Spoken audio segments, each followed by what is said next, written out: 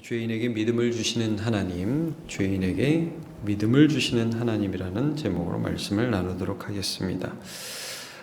우리가 이제 아브라함의 믿음에 대해서 함께 보고 있는데, 이제 아브라함의 믿음을 볼 때에 그 믿음을 주고 계신 하나님을 우리가 먼저 봐야 되죠. 그래서 아브라함이 이제 75세 때에 하나님의 부름을 받아서 본토 친척 아비집을 떠나서 하나님께서 지시하는 땅으로 갑니다. 하나님 말씀을 따라갔습니다. 근데 그렇게 가가지고 아브라함이 믿음이 완전했다가 아니라 그 가는 과정 속에서 아브라함이 믿음이 없는 게 드러나죠.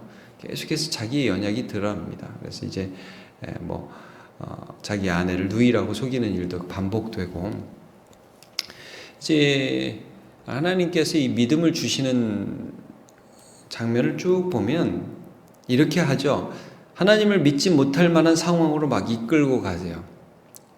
야, 이게 도저히 이거 하나님을 어떻게 믿나? 이런 상황으로 데려다 놓고 약속을 해주세요. 내가 너 줄게. 너 나 믿어. 이렇게 말씀을 해주세요. 그러면 이제 상황은 그렇지만 하나님이 그러시니까 하나님을 믿게 되죠. 그러면서 아브라함이 정말이네 하면서 하나님을 알아가요. 그러면서 점점 하나님을 믿어가는데, 이제 아브라함이 이삭을 낳는 과정이 그렇습니다. 하나님이 아브라함에게 이삭을 왜 미리 주실 수 없었겠습니까?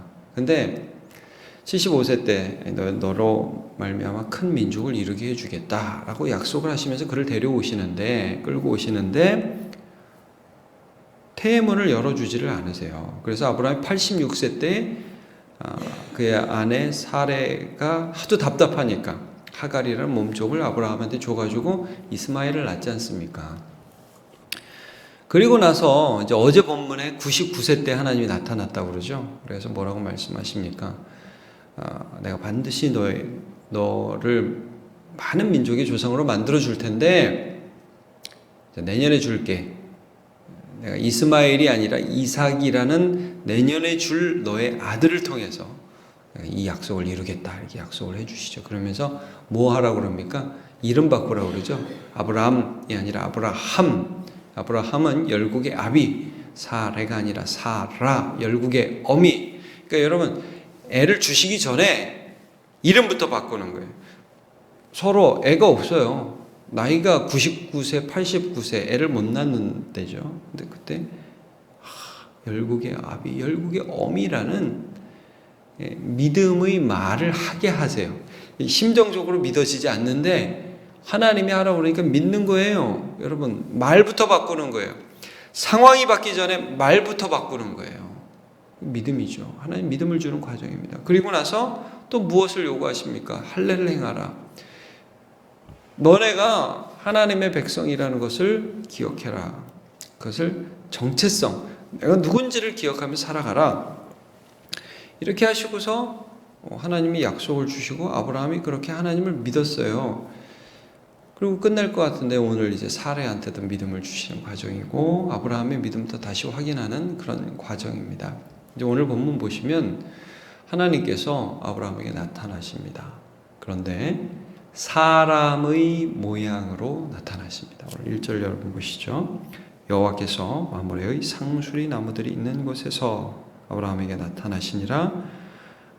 하나님이 나타나셨어요. 날이 뜨거울 때 그가 장막문에 앉아 있다가 아브라함은 그의 장막문에 앉아 있었습니다. 그는 계속해서 이동하면서 나그네와 거류민으로 살아가고 있었습니다. 눈을 들어서 2절 보니까 본즉 사람 셋이 맞은편에 서 있습니다. 사람 셋인데 여러분 이게 나중에 또 보시면 이 중에 둘은 천사입니다. 그래서 나중에 소돔 땅에 가서 롯을 구출하는 역할을 하고 이 중에 한 분은 여호와 하나님이시죠. 이제 많은 신학자들이 이렇게 여호와 하나님 나중에도 주의 천사를 야곱이 보고 사람의 모양으로 오신 이 하나님을 예수님이라고 추측합니다. 성육신 하기 전에 예수님으로 추측을 합니다. 어쨌든 이 하나님께서 여호와께서 그들에게 나타나셨습니다. 이 아브라함이 그들을 보았습니다. 보자마자 어떻게 했느냐? 곧 장막문에서 달려나가 영접하며 몸을 땅에 굽혀 이르되 내 주여. 내가 주께 은혜를 입었사오면 원하건대 종을 떠나 지나가지 마시옵고 물을 조금 가져오게 하사 당신들의 발을 씻으시고 나무 아래서 쉬소서. 그럼 내가 또 떡을 조금 가져오리니 당신들의 마음을 상쾌하게 하신 후에 지나가소서. 당신들이 종에게 오셨음이다. 그들이 이르되 내 말대로 그리하라. 좀 이상하죠. 처음 보는 세 사람이 지나가는데 막 달려가가지고 절을 하고서 저는 종입니다. 주여 오셔서 물 조금만, 이게 조금만 물 좀 드실 수 없습니까? 제가 떡 조금만 가져오게 좀 허락 좀 해주세요. 뭐 이런단 말입니다. 뭐 아는 사람도 아니고 아브라함이 분명하게 이분은 하나님이다라고 인식을 했던 것 같지는 않습니다. 왜냐하면 이 부분에 대해서 히브리서에서 이 부분을 해석할 때 이런 구절이 있습니다. 13장 2절 손님 대접하기를 잊지 말라. 이로써 부지 중에 천사들을 대접한 이들도 있었느니라. 이런 구절이 있습니다. 부지 중에 알지 못하고 천사들을 하나님을 대접한 사람도 있었다. 그러니까 이제 아브라함이 정확하게 여기 온 이 세 사람이 하나님과 천사들이었다라고 그렇게 알지는 못했던 것 같습니다. 그럼에도 불구하고 이 아브라함이 이렇게 달려가서 막 급하게 마치 하나님 대우하듯 그렇게 맞이했다는 것은 어떤 의미일까요? 이제 우리가 좀 예상할 수 있는 게 이런 겁니다. 아브라함은 살아가면서도 하나님 앞에서 살아가려고 애를 썼다. 이거를 우리가 좀 느낄 수 있습니다. 매일매일의 삶 속에서 우리가 어떤 사람을 만나는데 하나님이 이 사람을 내게 보내셨을 수 있다. 하나님이 이 사람을 내게 붙여주셨을 수 있다. 이런 의식을 가지고 살아갔다는 것을 우리가 좀 알 수 있습니다. 여러분, 우리가 왜 세상 사람들은 막 갑질하고 네가 뭔데 그러고 나보다 조금만 힘이 없고 나보다 조금만 돈이 없으면 막 무시하잖아요. 근데 여러분, 예수 믿는 사람이 왜 그렇게 하지 않으려고 애를 씁니까?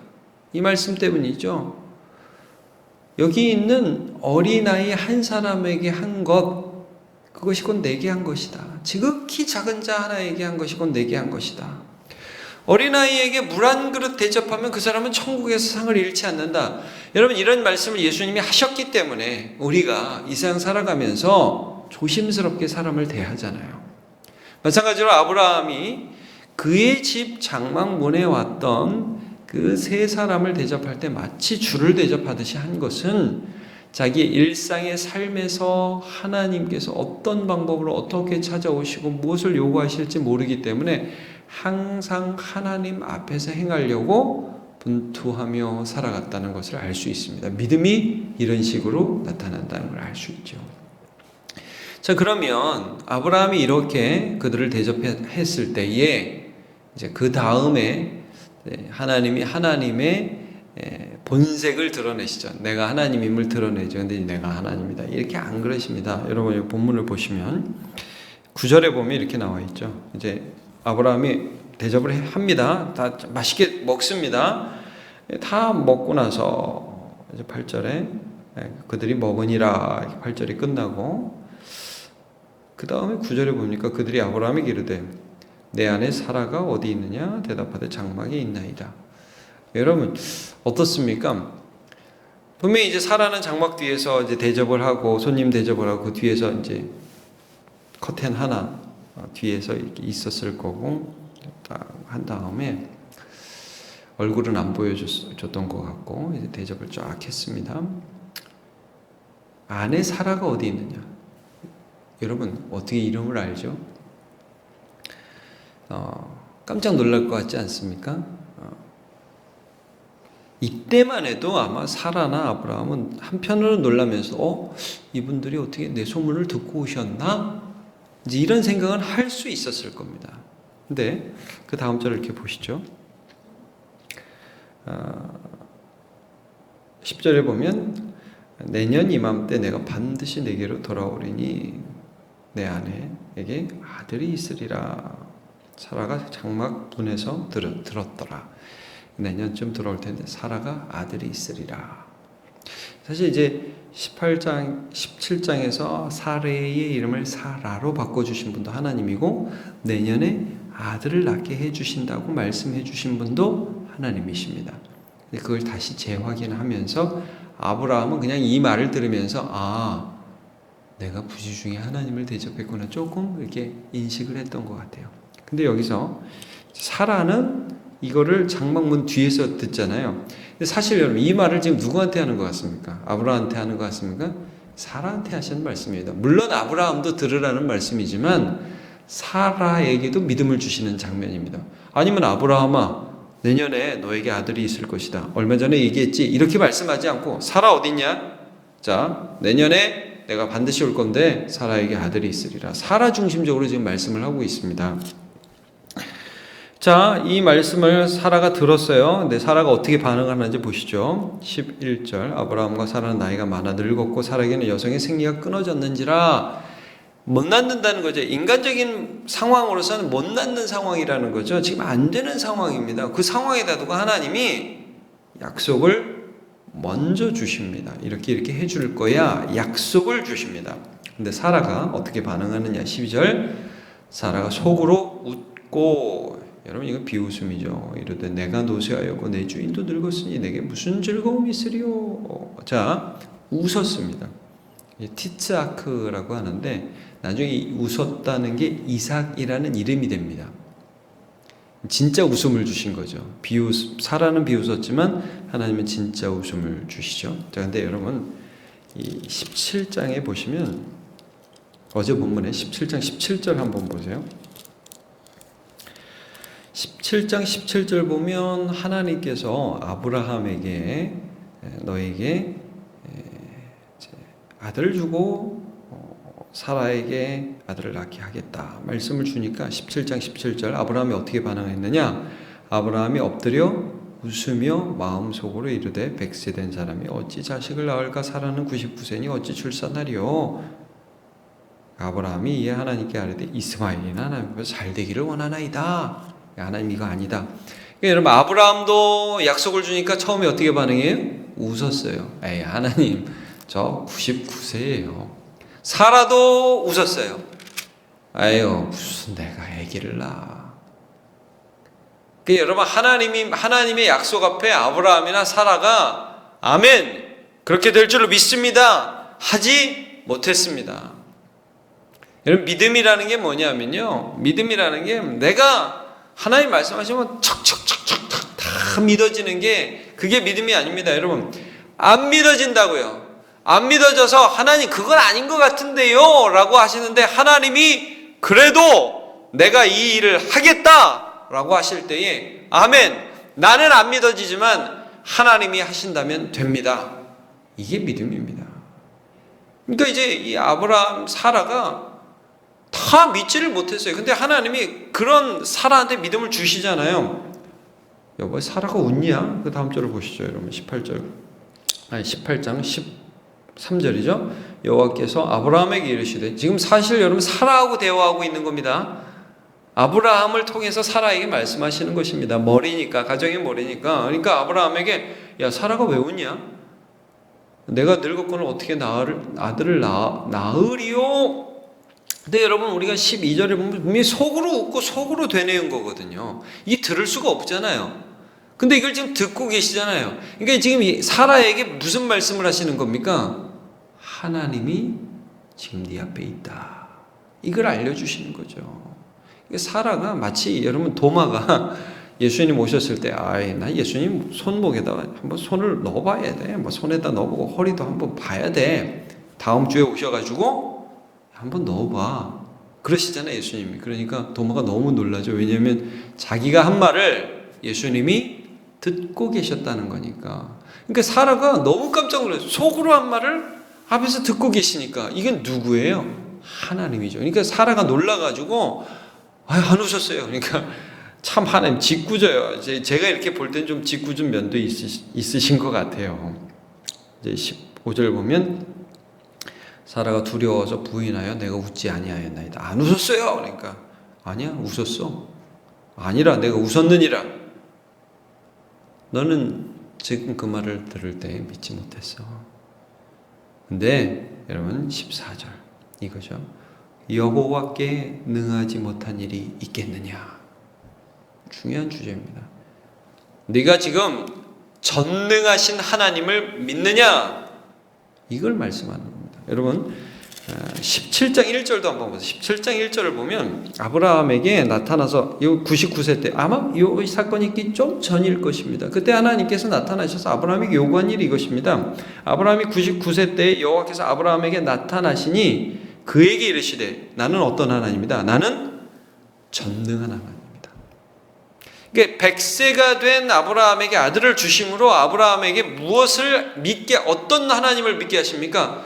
전능한 하나님, 죽음에서 생명을 이끌어내실 수 있는 하나님, 죽은 자를 살리실 수 있는 하나님, 여러분 나중에 이삭을 죽은 자 가운데서 살리실 수 있는 하나님까지 보여주시는, 그러니까 도저히 인간의 경험과 상식으로 믿을 수 없는 그 하나님을 믿게 하시는 과정에 있는 것을 우리가 알 수 있습니다.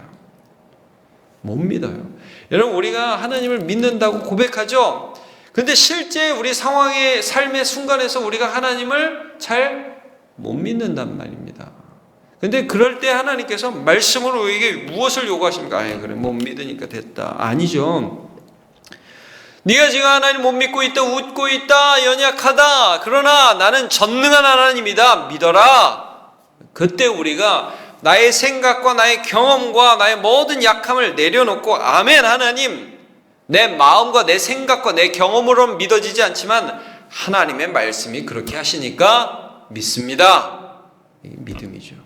그리고 그렇게 믿음으로 살아가는 사람에게 하나님을 경험해 갈 수 있도록 은혜를 주시죠. 오늘 우리가 이제 아브라함에게 믿음을 주시는 과정을 봤습니다. 여러분 에베소서 2장 8절이 뭐라고 말씀합니까? 너희가 그 은혜에 의하여 믿음으로 말미암아 구원을 얻었으니 이것이 너희에게서 난 것이 아니요 하나님의 선물이라. 행위에서 난 것이 아니 이는 누구든지 자랑치 못하게 하려 함이라. 여러분 우리가 믿었다. 아브라함이 믿음이 좋다. 자랑할 거 하나도 없습니다. 여러분 아브라함은 믿었지만 그 믿음은 하나님이 주신 것입니다. 혈통으로나 육적으로나 사람의 뜻으로 나지 아니하고 오직 하나님께로부터 난 자들이니라 말씀을 합니다. 오늘도 여러분 우리에게 참 믿지 못하는 우리에게, 참 믿음이 없는 우리에게 하나님이 말씀을 통해서 믿음을 주고 계십니다. 그리고 믿는 자에게는 더 큰 믿음을 주시고 전능하신 하나님을 알려주실 것입니다. 하나님을 경험하는 오늘 되시길 축복합니다. 기도하겠습니다. 하나님, 오늘 아브라함과 사라를 만나시면서 특별히 사라의 믿음을 세워주시는 과정을 함께 살펴보았습니다. 그녀는 믿을 수 없었습니다. 여성의 생리가 끊어진 89세의 나이에 하나님께서 그를 찾아오셔서 내년에 아기를 낳을 것이라 라고 하는 말씀을 들을 때 웃을 수밖에 없었고, 그러나 그 웃음을 보고 계신 하나님을 보았을 때에 놀랄 수밖에 없었습니다. 내 이름을 아시고 내 목소리를 들으시고 내 믿음 없음도 아시면서도 나에게 약속을 주시는 그 하나님을 사라가 만나고, 그래서 사라의 마음 안에 믿음이 생기기 시작했습니다.